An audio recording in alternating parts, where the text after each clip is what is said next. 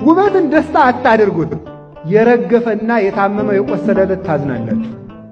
ሀብታችሁን ደስታ አታድርጉት፣ ሲቀሟችሁ ታዝናላችሁ። ዘመድን የደስታ ምንጭ አታድርጉት፣ ሲታመም ሲሞት ትጎዳላችሁ። ባልንጀራን የደስታ ምንጭ አታድርጉት፣ ሲለያችሁ ሲከዳችሁ ታዝናላችሁ። ጉልበታችሁን የደስታ ምንጭ አታድርጉት፣ ስትደክሙ ስትታመሙ ሁሉም ይቀራል። የደስታ ምንጭ ክርስቶስ ነው፣ ደስታም ክርስቶስ ነው።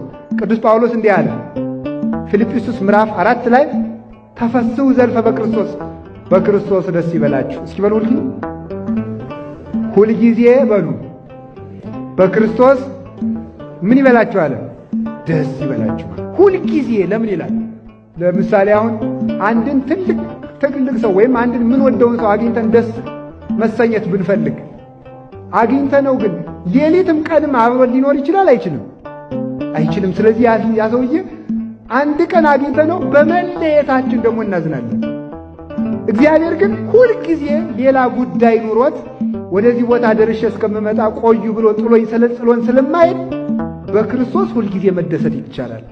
ደግሜ እላችኋለሁ አለ ቅዱስ ጳውሎስ፣ በክርስቶስ ደስ ይበላችሁ። አሜን አትሉ?